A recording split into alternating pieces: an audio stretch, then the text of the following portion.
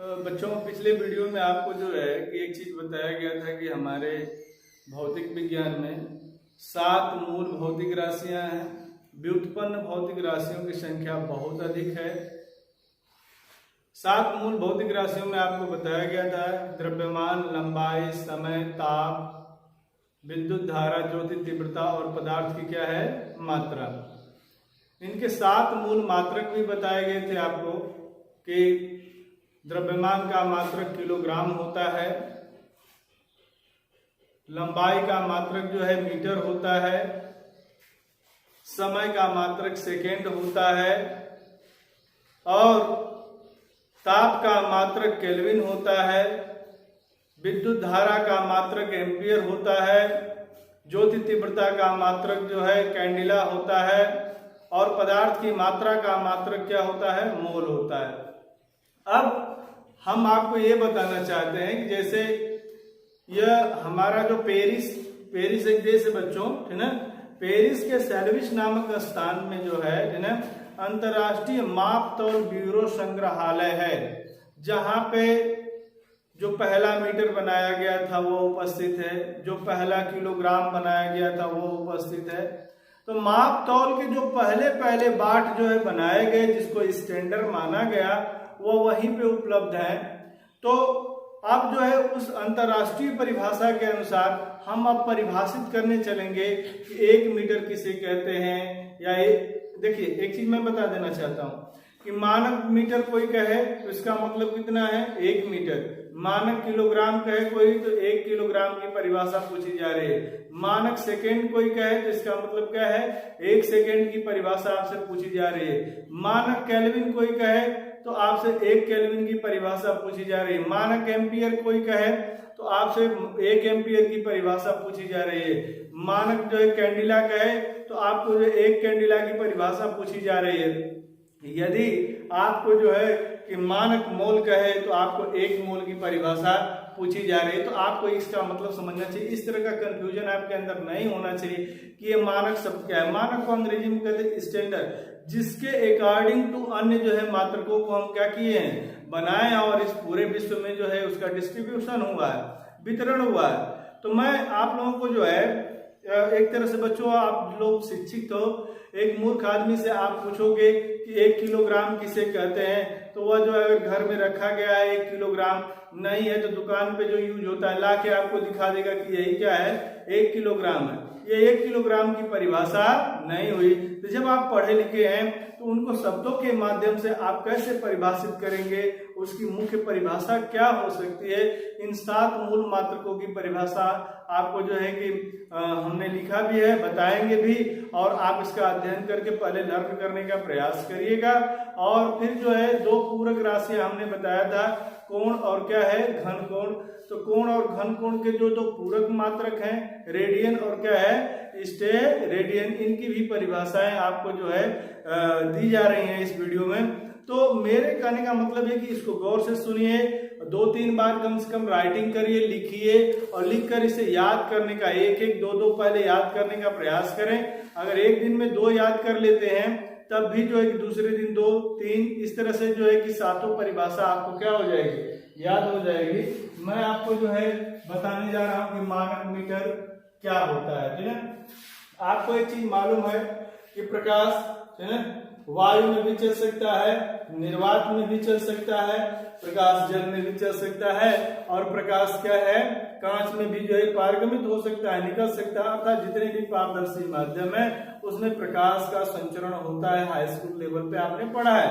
अब मैं आपको बता दूं कि प्रकाश अगर चलता है तो चलेगा तो कुछ न कुछ दूरी बच्चों जरूर तय करेगा।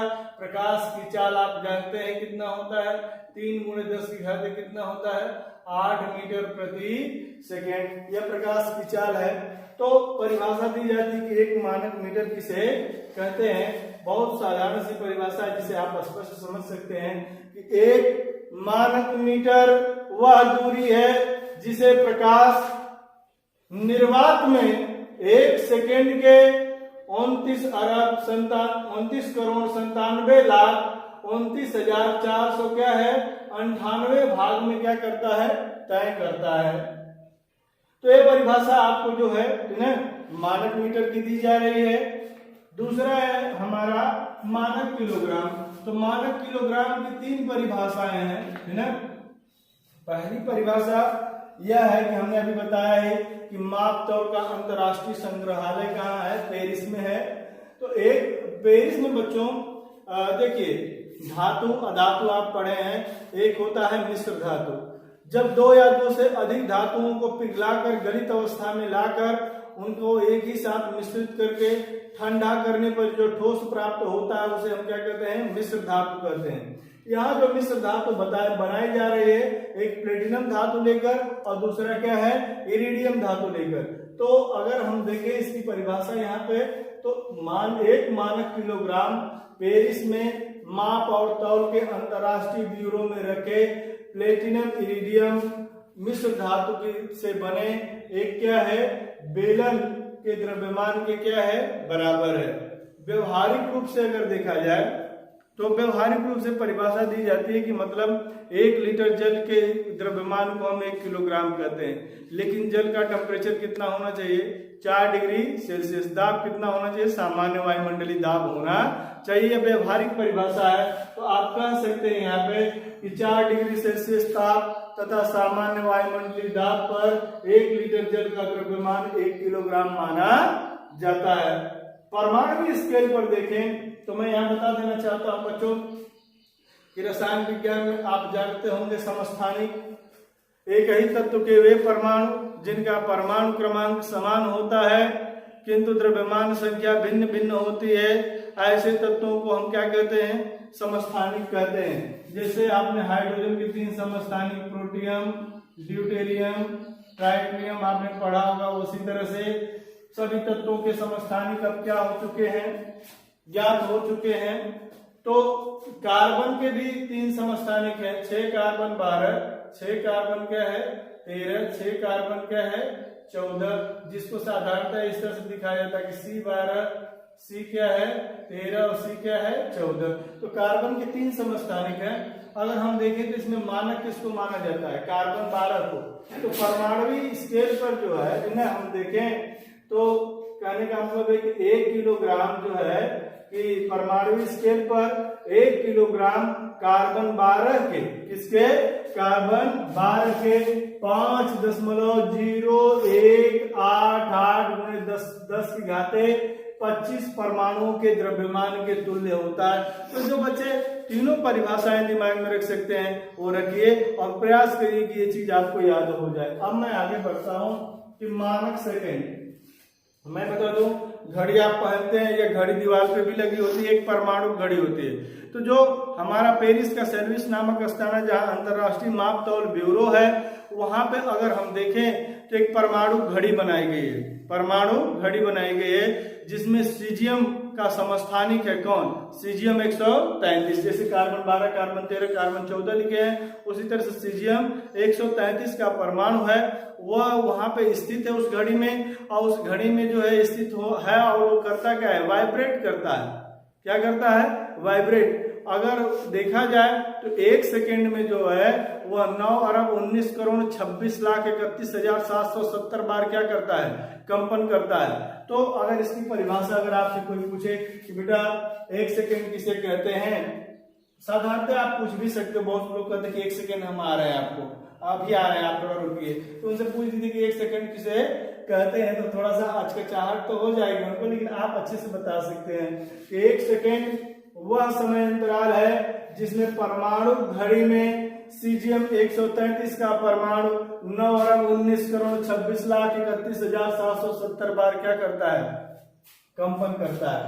अब बच्चों दूसरी परिभाषा भी दी जाती है, ठीक है, माध्य सौर दिवस के आधार पे। तो मैं आपको बता दूं कि सौर दिवस किसे कहते हैं। तो मैं आपको बताऊं कि सबसे पहले आपको एक चीज समझिएगा, जब सूर्योदय होता है तो सूर्य क्षितिज में सबसे दूर होता है, जब सूर्यास्त होता है तो क्षितिज में सबसे दूर होता है। लेकिन जैसे जैसे दिन बढ़ता है सूर्य हमारे जो है, कहने का मतलब है कि लगता है कि नजदीक आ रहा है। एक ऐसी स्थिति आती है दोपहर को जिसे हम क्या कहते हैं, मध्याह्न भी कहा जाता है। जब सूर्य सबसे अधिकतम ऊंचाई पे होता है तो उसे हम क्या कहते हैं, मध्याह्न कहते हैं। तो एक मध्याह्न से दूसरे मध्याह्न के समय को एक मध्याह्न से दूसरे मध्याह्न के समय अंतराल को या समय को हम क्या कहते हैं, एक सौर दिवस कहते हैं।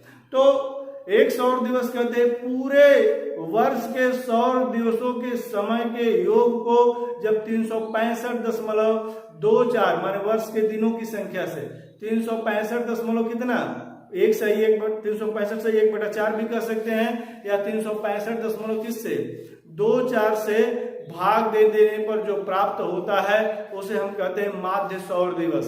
क्या कहते हैं, माध्य सौर दिवस। तो माध्य सौर दिवस के आधार पर 1 सेकेंड की भी परिभाषा दी जाती है कि माध्य सौर दिवस का 86,000 क्या है, 400वां भाग 1 सेकेंड कहलाता है। अर्थात 1 सेकेंड बराबर 1/86,000 क्या है, 400 गुणे क्या है, माध्य सौर दिवस। अब मैं आपको जो है मानक केल्विन बताना चाहता हूं आपको। आप जानते हैं कि बर्फ का टेम्परेचर 0 डिग्री सेल्सियस होता है, लेकिन बर्फ को अगर हम पिघलाएं तो बर्फ का गलनांक भी कितना होता है, 0 डिग्री सेल्सियस होता है। उबलते हुए जल का ताप कितना होता है ना, कि 100 डिग्री सेल्सियस। तो पिघलते हुए बर्फ और क्या है, उबलते हुए जल के ताप के अंतर के 100वें भाग को, 100 से भाग दीजिए 100वां भाग हो जाए, 100वें भाग को हम क्या कहते हैं, 1 केल्विन। तो परिभाषा देख लीजिए कि सामान्य वायुमंडलीय दाब पर गलते हुए बर्फ के ताप तथा क्या है, उबलते हुए जल के ताप के अंतर के 100वें भाग को हम क्या कहते हैं, 1 केल्विन कहते हैं। अब हमारी परिभाषा है मानक एम्पियर।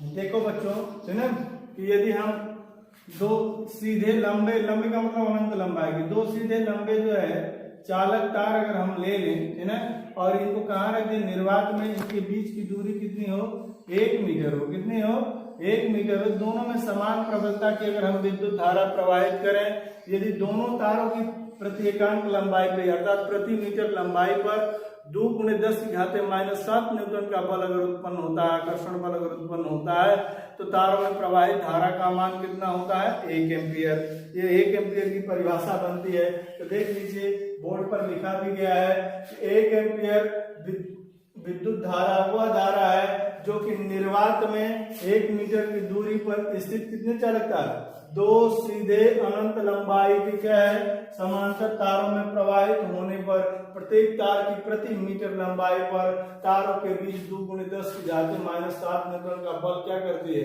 उत्पन्न करती है।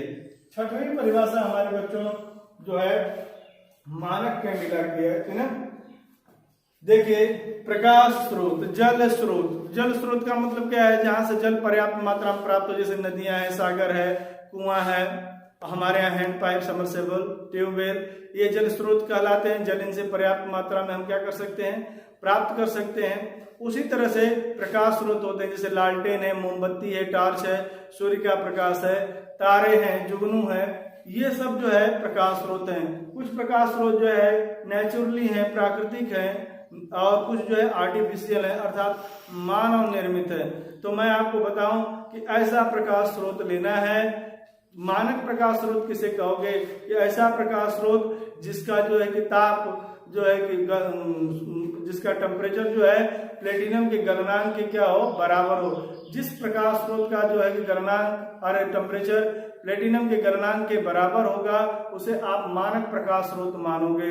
तो उसका जिस साइड से प्रकाश आ रहा है वो साइड का मतलब उस उधर का मुख क्या है, उसका खुला हुआ है। तो परिभाषा यहाँ से बन जाती है बच्चों की। कहने का मतलब यह है कि एक कैंडिला मानक प्रकाश स्रोत के बंद मुख के नहीं, खुले मुख के 1 सेंटीमीटर स्क्वायर क्षेत्रफल की ज्योति तीव्रता का 1/60 भाग होती है, जबकि प्रकाश स्रोत का ताप प्लेटिनम के गलनांक के क्या हो, बराबर हो।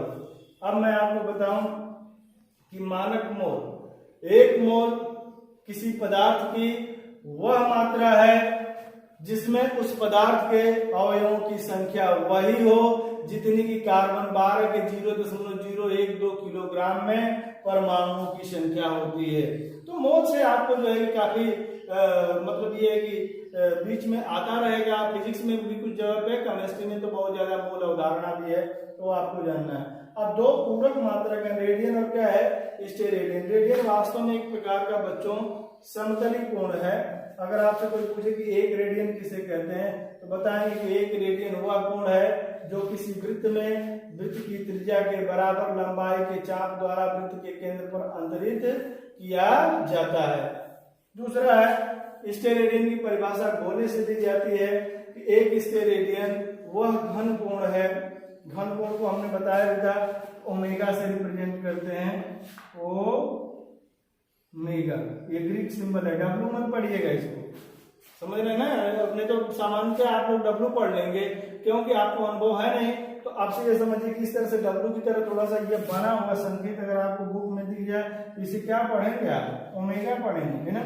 तो कहने का मतलब यह है कि घन कोण को ओमेगा से दिखाया जाता है। तो एक स्टेरेडियन वह घन कोण है जो किसी गोले की त्रिज्या के वर्ग के बराबर क्षेत्रफल वाले किसी गोलीय पृष्ठ द्वारा जो है उस गोले के केंद्र पर अंतरित किया जाता है। ये मुख्य परिभाषाएं हैं बच्चों, जिनको याद करना आपको अति आवश्यक है। जब याद कर लेंगे तो आपका आधार बिल्कुल जो है ठीक बनता चलेगा और फिजिक्स आगे समझ में भी आएगा।